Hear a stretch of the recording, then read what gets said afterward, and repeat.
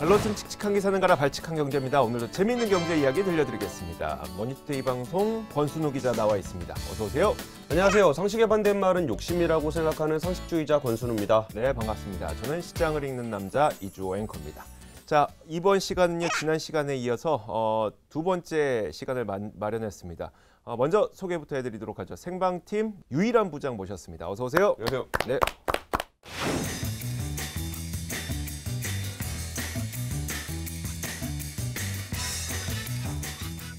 자, 오늘은 어떤 이야기를 하게 될지 권 기자가 좀 미리 소개를 해주실까요?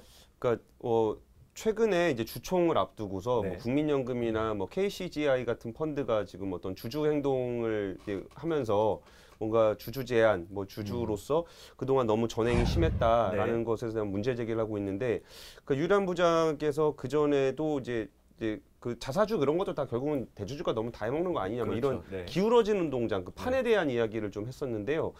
그 최근에 세계적인 그 투자자, 가치 투자자라고 할 수 있는 달튼 쪽에서 달튼이요. 예, 그 한국에다가 한국 국회라든지 국민들한테 서한을 보낸 내용들이 좀 있었어요. 네. 그래서 관련해서 원래 우리가 그 전에 하려고 했던 건 또 다른 기울어진 운동장, 사모펀드, 공모펀드, 네. 공매도의 문제 이런 거를 좀 다루려고 했었는데 오히려 지금 시의성이 더 있을 것 같아서 그 얘기를 또 장문의 기사를 또 썼고 네. 그래서 많은 좋아요가 눌러지고 해서 그 얘기를 좀 갖고 왔습니다. 국민연금 2018년 네. 이제 수익률이 최종 확정돼서 공개가 되는데, 아, 기대됩니다. 네, 이미 지난달 중순께 기금운용위원회에서 2018년에 마이너스 1.5% 수익을 냈다 이렇게 발표를 했어요. 마이너스 1.5%. 마이너스. 네. 근데 이게 어느 정도 수준이냐면 이게 노후자금 운용하는 데인데 644조 원 작년 11월 말 기준으로 리먼 때 10년 전이죠. 예. 그때 마이너스 0.18% 냈어요. 리만 터진 해, 리만 터진 해에 예. 네. 0.18% 마이너스인데 작년에 마이너스 1.5. 1.5%. 물론 좀 이제 줄어들 수도 있다 이런 얘기 나오는데 네. 이런 어떻게 보면은 선방을 한 것인지 어쩐 것인지 끔찍한 이제 성적이 나왔는데, 그러니까 리만 때보다 더 처참한 수익률을 기록한 거네요. 그렇죠. 그러니까요. 이게 도대체 어찌된 일인지 우리 월급의 9%, 네. 그러니까 근로소득의 9%가 국민연금으로 들어가거든요. 네. 그런데 보니까 국내 주식 투자를 한 110조 정도 하는데 예. 여기에서 마이너스 14%가 났다. 아, 깔끔하게 옛날 한가. 오, 야, 과거에 강한 남자가 됐네요. 권순우 기자. 많이 맞아봤으니까. 그러니까 느낌 아니까. 그러니까 하한가를 어떻게 국민연금이 아, 참. 국내 주식 투자에서 큰 손이라고 다들 그렇게 기사가 한 해 동안 수십만 건이 났을 텐데 네. 성과는 이른바 옛날 해외 기준으로 투자 잘했나 보네요, 그래도. 해외 투자는 해외 주식 많이 올랐잖아요. 플러스 났더라고요 보니까. 네. 근데 이제 채권으로 기본빵하는 것도 있고. 네, 대체 투자도 사실상 네네. 나름대로 기본빵은 하는 거고. 이렇다 보니까 이게 도대체 돌파구가 뭐냐, 이런 얘기들을 이제 쭉 사실은 이제 같이 한번 고민해보는 그런 시간이 될 것 같습니다. 저는 국민연금 수익률 얘기 들었을 때, 그러니까 국민연금의 수익률이 국내 주식에서 안 좋았다라고 하는 거를 과연 국민연금을 탓할 수가 있느냐? 네. 우리나라 코스피 시장이 그렇게 취약하니까 네. 거기에 추종해서 그냥 사실 국민연금이라는 게 이렇게 단타 쳐가지고 오늘 우리 수소차 테마주 한번 해보자 이런 스타일로 투자를 할 수는 없잖아요. 네.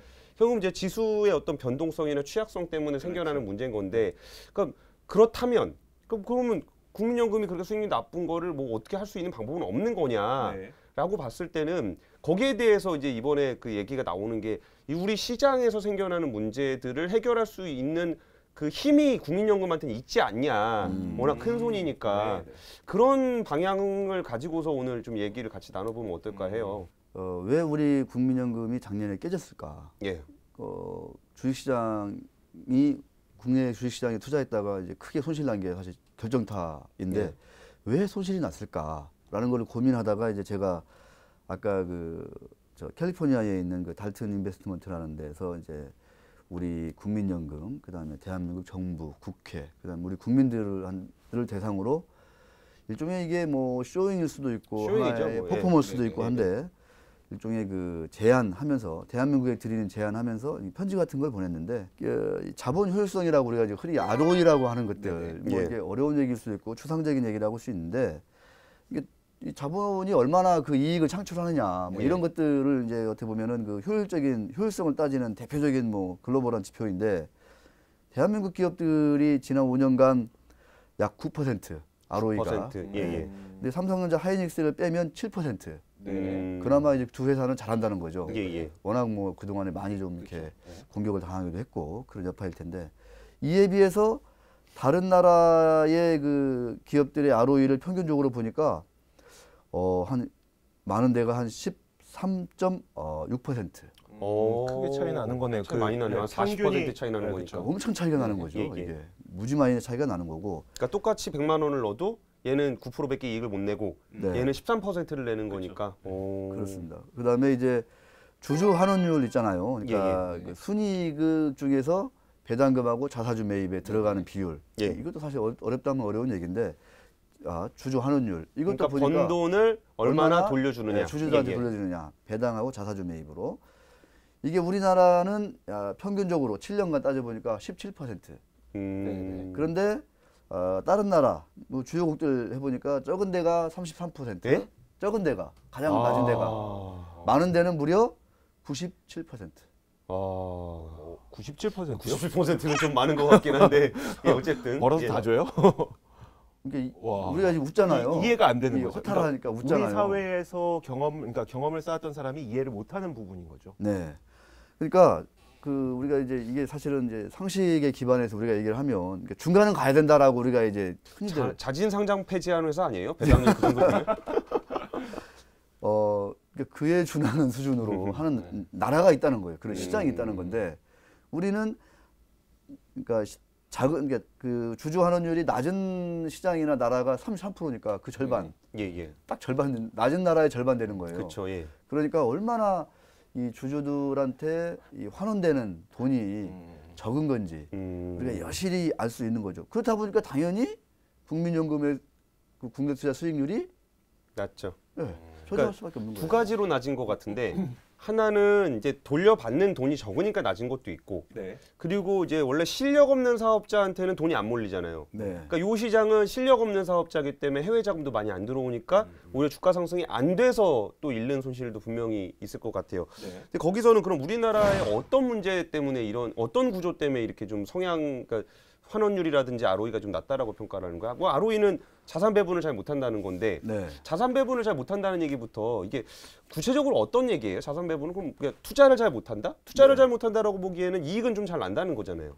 그렇죠. 그러니까 기본적으로 투자를 잘 못한다 이런 얘기도 수 있고 우리가 이제 3대3 원칙이 있어요. 예. 돈을 벌면 30%는 주주들한테 주고 예. 30%는 직원들한테 주고 30%는 유보하고 예. 그러니까 투자에 대비해서 예, 예. 나머지 10%는 이제 뭐 사회 공헌이라든가 여러 가지 이제 공익을 위한 활동에 쓰자. 이게 이제 사실은 기업 경영의 일종의 뭐 불변의 어떤 바이블 같은 그런 거였죠. 그렇죠. 예. 그런데 이제 과연 우리 기업들이 아까 얘기했잖아요. 17%. 예. 이게 30%가 바이블인데 절반밖에 안 주는 그 거죠. 절반 조금 넘는 수준을 주는 거예요. 이게 그러면 혹시 직원 월급을 막 43%씩 주고 막 이러는 거? 주느냐 그런가요? 그러게요시 바로 소득주도 성장이죠. 네. 저는 근데 이 내용을 좀 이렇게 되게 산업별로 그리고 그 기업의 종류별로, 그러니까 산업별로죠. 산업별로 좀 많이 나눠봐야 될 것 같고 그 어떤 산업을 어떤 국가가 많이 갖고 있느냐도 좀 구분을 해야지 이야기를 이해하기가 더 좋을 것 같은데 예컨대 이제 제조기업의 경우에는 만약에 새로운 물건을 만들기 위해서는 공장을 짓는데 굉장히 많은 돈이 들어가잖아요. 그럼 그런 기업의 경우에는 사실 배당을 조금 덜 주고 유보를 좀 해서 나중에 이걸 투자를 하고 그렇죠. 이런 식이 필요한 거고 반대로 이제 서비스업이라든지 네. 아니면 뭐 그 이제 새로운 돈이 좀 덜 들어가는 기업들, 뭐 지주회사나 이런 기업들도 뭐 그렇게 되겠죠. 그런 기업들, 그런 산업의 경우에는 이거 들고 있어봐야 뭐 합니까? 나중에 대주주 쓸 자사주 매입에나 사겠죠. 그러면은 그렇게 하지 말고 그런 기업의 경우에는 유보를 최대한 적게 하고 대신 배당을 많이 주고 자산 배분을 효율적으로 하고 이렇게 나눠야 되는데. 잠시만요. 네. 93%나 어떤 국가에서 그 자산을 그러니까 나눠준다.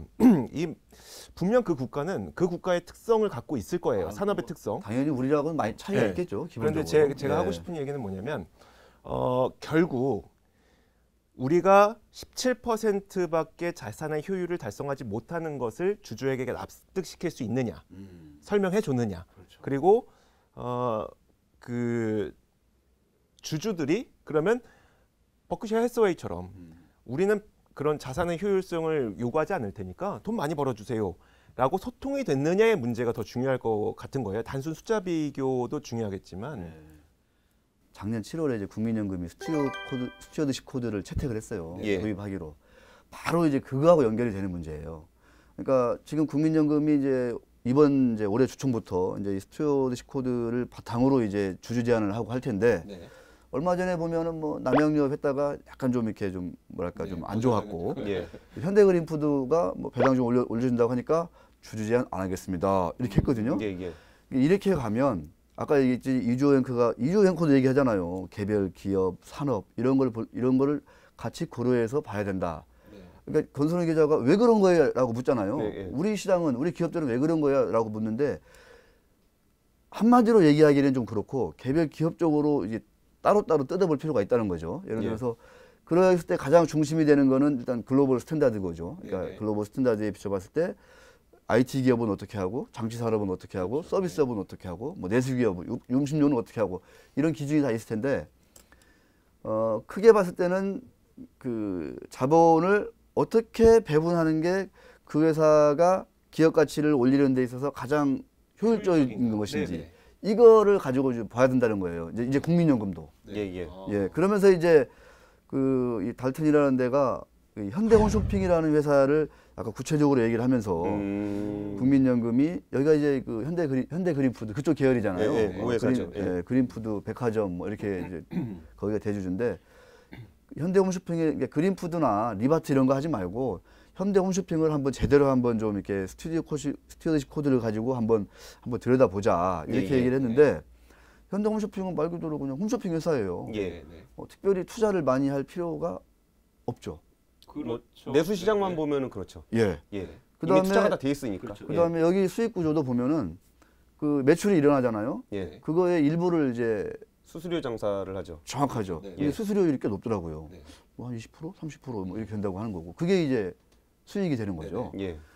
그렇게 현금 창출력이 대단한 회사더라고요. 저도 이제 새롭게 봤는데 그런데 이제 이 회사를 이제 말 그대로 이제 왜 우리나라가 이렇게 저평가되어 있느냐를 가지고 이제 뜯어보다 보니까 2012년 이후 현대홈쇼핑이 약 1조 원을 비핵심 사업에 이제 투자했다. 비핵심 사업. 그러니까 이제 홈쇼핑 본업이 아닌 비핵심 사업. 네네. 뭐 한샘 같은 네, 건설 네, 비자재 산업을 뭐 좀 비싼 가격에 인수한다든가 네. 이런 식으로 해가지고 비주력 사업에 투자한 게 2012년 이후 1조 원에 이르고요.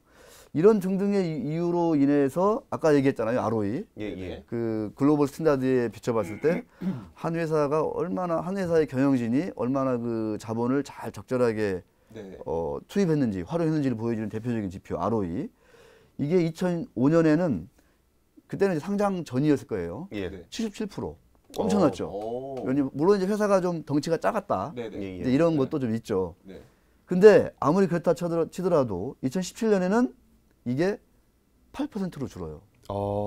상장 전에는 10분의 1 토막이 나네요. 네. 상장 전에는 주는 속속 다 우리 거고 상장 후에는 주면 나눠 먹는 거니까. 그러니까 워낙 현금 창출력이 뛰어난 회사인데 이 회사가 어찌된 이유에서인지 투자를 좀 거시기 하게 했고 또 그다음에 배당을 또 잘 안 주게 되고 뭐 자사주 소각 이런 것도 좀 안 하게 되고 이러다 보니까 자기 자본 이익률이 뚝 떨어지는 거예요. 예. 이러면 주가가 오를 수 있나요? 못 오르죠. 못 안 오르죠. 오르죠. 네. 사실 경영진 교체해야 되는 건이죠. 그 네. 정도면. 근데 이제 그 결과 국민연금이 작년 말 기준으로 약 한 11%를 들고 있어요. 많이 들고 있네요. 예. 근데 손실이 250억 원. 손실이 손실이. 그러니까 마이너스 약 한 14%. 그러니까 네. 평단으로 했을 때 그렇다는 네. 얘기죠. 그러니까 이게 통찰 그러니까 그 기간 6년 동안의 이 회사의 이익은 엄청나요, 엄청나. 그럼 주주들 입장에서 당연히 주가가 그만큼은 최소한 상식적으로 뭐 테마주 타면 뭐 급등하지도 하지만 네, 그런 건 네, 예. 바라지도 않고 그냥 그 정도는 좀 올라줬으면 하는 게 당연히 상식적으로 기대하는 바인데 오히려 14%에 이르는 손실을 보는 이런 구조가 된다는 거예요. 이런 식으로 그러니까 종합적으로 뜯어봤을 때 뭔가 이 경영진들이 이 사회가 결정을 좀 잘못하거나 엉뚱하게 해가지고 주주들이 예상치 못한 그 엄청난 손실을 보고 있는 거죠. 근데 이게요, 딱 현대홈쇼핑의 사례를 제가 알고 얘기하는 건 아니니까 그 현대홈쇼핑 얘기는 아닌데 네. 예를 들어서 기업이 돈이 뭐 한 3조를 벌었다. 네. 그러는데 우리가 1조를 투자했다. 네. 근데 그게 좀 뭐 이상한 데 투자해갖고 말아먹었다는 얘기가 투자를 한다는 얘기는 어떻게 보면 경영진이 투자를 했다 실패했다는 얘기지만 네. 회사 안에 있던 돈이 다른 누군가한테 1조로 간 거예요. 그렇죠. 그러니까 내가 예를 들어서 1조 원어치의 물건을 샀다. 네. 그럼 물건이 내 손에 들어올 만큼 현금이 절로 가는 거거든요. 네. 가죠. 근데 그 물건이 쓰레기야. 네. 그럼 나는 1조 원을 손해를 본 거고 네. 그 쓰레기를 나한테 판 사람은 1조 원을 번 거예요. 네. 그럼 나는 누구냐? 주주야. 네. 그 내가 가지고 있던 3조 중에 1조가 날아간 거고 그리고 저 사람은 1조를 번 거야. 그러니 당연히 내 주가가 안 올라가는 건 당연한 거예요. 네. 근데 그게 내 돈을 뺏겼다라고 생각하지 않는 거지. 그러면 내 돈을 뺏겼다고 생각하면 가서 항의를 해야 되잖아요. 그렇죠. 너 왜 쟤한테 1조 주냐? 주주가 가서. 네. 근데 우리는 그게 좀 약하다는 얘기죠. 근데 이제 그런 얘기 나는 너무 부당한 대접을 받았어 그런 얘기잖아요. 네, 네. 그런 얘기하면은 왜 경영권을 위협하냐고 공격하냐고 음. 뭐 이렇게 이제 경영에 엄청난 비약이 이제 이루어지는 거죠 사실은. 이게. 네. 이거는 사실상 내가 이제 회사의 주주로서 당연하게 내가 의문을 가져야 되고 네. 문제가 있다 싶으면은 문제 제기를 해야 되는 거고 그래도 고쳐지지 않으면은 제안을 해야 되고 그래서 안 되면 구청장이나 가서라도 뭔가 의결권 행사해야 되고 예. 그러다 안 되면 진짜 소송이라도 가야 된다는 거죠. 이게 사실은 당연한 얘기잖아요. 그렇죠. 그렇죠. 네. 지금 국민연금이 지금 아까 110조 우리 국내에 투자하고 있다고 그러는데 퇴직연금도 지금 엄청나게 지금 늘어나고 있잖아요. 예. 비약수적으로.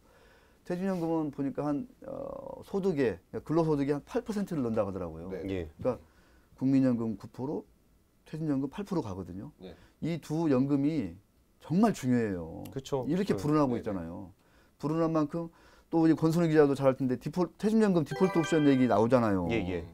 이거 꼭 도입해야 된다. 예. 뭐 달튼이 세세하게 그런 얘기까지도 하고 있어요. 퇴직연금 디폴트 옵션 빨리 도입해라. 디폴트 옵션이 뭐냐면은 그러니까 지금은 이게 그러니까 선택을 안 할 때 네. 그러니까 예를 들어서 지금은 야 너 선택 안 하고 예금에 들래 그냥 신청하면 예금 네. 그리고 네가 굳이 원한다면 주식 네. 네. 이게 디폴트 옵션이에요. 그러니까 디폴트를 예금으로 두냐 아니면 디폴트를 주식으로 두냐 아무것도 선택 안 하면 제일 안정적인 예금으로 퇴직연금 굴리겠습니다. 이게 디폴트 옵션이라고요? 그러니까 디폴트 옵션을 뭘로 두냐 뭘로 두냐? 그러니까 디폴트를 예금에다 둘 거냐 아니면 네. 주식에다 둘 거냐인데 네. 지금 여기 얘기하는 것 중에 맹점 중에 하나가 안전한 예금에 이렇게 지금 얘기했잖아요. 자주 들은 얘기죠. 근데 이게 프레임의 맞아요. 변화인데, 그러니까 그런 거예요. 이렇게 저수익에 둘 거냐, 네네 그렇죠. 아니면 뭐 이렇게 그 약간의 고수익에 둘 거냐 이렇게 표현하는 것만으로도 달라지거든요. 사람의 선택이. 네. 근데 디폴트 옵션 도입도 지금 거의 지금 한국에서는 못 하고 있죠. 네, 그것도 못 하고 있습니다. 그러니까 국민연금 저렇게 마이너스 내는데 디폴트 주식에다 내면은 네. 분명히 손해 본다. 이게 그렇죠. 네네. 굉장히 디폴트 옵션을 못 넣는 이유 중에 하나예요. 특히 이제 그 공무원들 입장에서는 손실 나면 그 욕 다 얻어먹을 수 있으니까 뭐 이런 얘기도 있는데 자 어쨌거나 우리가 이 시간에 뭐 현대홈쇼핑이라는 회사를 뭐 특정하게 뭐 좀 비난하거나 그런 게 아니라 네. 이런 식으로 기존의 우리나라 어떤 경영진들이나 대주주들이 그 벌어들이는 돈을 쓰는 데 있어서 과연 얼마나 상식적으로 효율적으로 주주들을 생각하면서 이 자본을 예. 이렇게 투입했는지 이런 것들을 한번 냉정하게 우리가 3.1운동 100주년을 맞아서 이제 경제독립 원년을 맞이해서 그런 것들을 한번 되돌아봐야 된다는 거고 그게 국민연금이 주도적으로 그 일을 해야 된다는 거고 그렇죠. 그게 바로 국민연금 스튜어드십 코드 도입의 가장 큰 의의이고 그거를 누구보다도 이제 국민연금이 앞장서서 해야 되는데 인력들은 지금 빠져나갈 뿐이고 근데 그래서- 달트는 한국에 뭐 주식이 좀 있대요? 꽤 있나 봐요. 그래서 아마 제가 이제 추가적으로 한번 더 뭐 취재를 해볼 좀 생각이 있는데 어느 정도 이번 주총 때 또 앞으로 이른바 주주 액티비즘이라고 하는 행동주의까지 나아갈 수 있을지를 제가 한번 물어보려고 하는데 너무나 우리 시장을 잘 알고 있어요. 국민연금의 핵심 운용 인력들이 다 지금 나가고 있다라는 것도 알고 있고 정말 친절하게도요. 지방에 있어서 그런 거 아닙니까?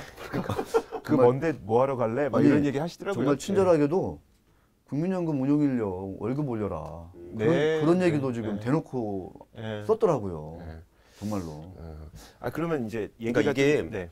저런 거예요. 그러니까 약간 지금 얘기가 약간 두루뭉술한 느낌이 좀 있는데 네. 이게 아까 이종현가 얘기했던 것처럼 개별 기업으로 접근할 필요가 있어서 그런 거예요. 네, 이게 네. 모든 기업에 똑같은 전략으로 접근할 수는 없거든요. 네. 그럼 제가 지금 말씀 듣다가 문득 생각났던 게 포스코. 제가 포스코 담당이잖아요. 네. 이번 포스코 주총에서 어떤 얘기가 나왔냐면은 어떤 애널리스트가 그 재경 본부장한테 포스코는 돈을 정말 잘 벌고 정말 투자를 못하는 기업이라고 주주들은 인식하고 있습니다라는 얘기를 해요.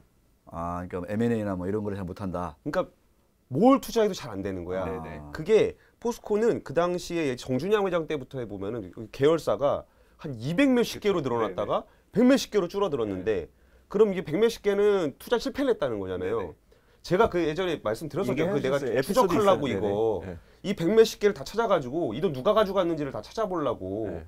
근데 실제로 어떤 사람한테 100억 원 주고 회사를 인수한 다음에 그 회사를 한 3, 40억 원에 다시 돌려주고 네. 그러면 포스코가 벌어들인 돈을 주주한테 보내는 게 아니라 70억을 그냥 70억을 다른 사람한테 바로 갖다 준 거죠. 거거든요. 네, 그냥 꽂아준 거죠. 그러니까 그런 압박들이 좀 생기고 하다 보니까 이번에 포스코가 배당을 2,000원 또 늘렸어요. 네네. 그래서 한 시가 배당률의 한 2% 정도 되는데 이게 중간 배당도 한 2%를 했었거든요. 네네. 이제 4%가 된 거예요. 그러니까 쓸데없는 데다 돈 투자해서 70억씩 딴 사람 주지 말고 네. 그럴 바에는 차라리 주주들한테 돌려줘라. 그랬더니 주가가 또 훨씬 오르더라고요. 그렇죠. 그러니까 포스코의 경우에는 그 얘기가 일종의 전반적인 그 스튜어드십 차원에서의 어떤 진단이 되는 거죠. 예, 그리고서 제가 네. 이게 개별 기업으로 접근할 필요가 있다고 말씀드렸던 게 사실 국민연금은 거의 대다수의 기업에 투자를 하고 있기 때문에 그 기업들을 다 면밀하게 분석하기가 좀 어려운 측면이 있어요. 그러니까 오히려 그 기업의 핵심 주주들이 있잖아요. 그러니까 그 기업에다가 좀 이렇게 오래 투자하고 있는 가치 투자자들이나 이런 데가 오히려 분석은 더 잘할 수도 있거든요. 네. 그러면 그 사람들이 오히려 움직이면서 문제를 제기해주고 거기에 대해서 국민연금이 보고서 합리적이라고 판단하면 힘을 실어주는 이런 방식도 좀 괜찮을 거예요. 그러니까 달튼이 지분 얼마니 여쭤봤던 것도 네. 달튼이 지금 자기가 잘 보고 있는 기업이 있다면 그러니까 얘네들에 대한 어떤 실체를 보여주고 국민연금이 거기에다 힘을 실어주는 방식도 괜찮지 않을까라는 생각이 좀 들어가지고 저는 마지막으로 네. 요새 들어서 그동안 어떤 특정 권력에 의해서 억압받던 부분들이 사회 곳곳에서 표출되는 경우가 요새 굉장히 많이 보게 돼요. 뭐 미투도 그렇고 뭐 네. 체육계 성폭행 문제, 이게 되게 다양한 문제들이 이게 수면 아래 눌려 있다가 이제 여기서 정말 너무 생태계가 공고하게 구축돼 있어서 나 혼자 한다고 해서 뭐가 될까라고 해서 억압돼 있던 수십 년 동안 억압돼 있던 것들이 요새 많이 표출이 되거든요. 저는 경제계에서 그 주주권 문제는 그런 이슈 중에 하나라고 생각을 해요. 왜냐하면 예전에는 소액주주들이 그런 거 문제 제기하면은 그 강한 그 대주주와 친구들, 대주주는 보통 사회적 고위 인사들인 경우가 많으니까 주변에 이제 좀 법조계 분들도 있고 막 그러면은 그 사람에게 다 털어서 조사하고 가서 감옥 집어넣고 이런 경우가 꽤 많았어요. 근데 그런 문제들이 무서워서 못하고 있던 것들도 좀 요새 같은 사회 분위기에는 어떤 하나의 그 억압받던 주체로서 자기 권리를 행사할 수 있는 모습들이 뭐 정말 많이 나오지 않을까라는 생각이 좀 듭니다. 자, 저희가 참 꽤 오랜 시간에 걸쳐서 과연 그 경제적인 민주주의가 얼마나 우리가 어느 정도의 상태이고 또 어떤 것들을 생각을 해봐야 되는지 좀 이야기를 나눠봤습니다. 좋은 시간 마련해준 유일한 무장 오늘 여기서 보내드리도록 하겠습니다. 3분은 없습니다. 고맙습니다. 수고하셨습니다. 감사합니다. 고맙습니다.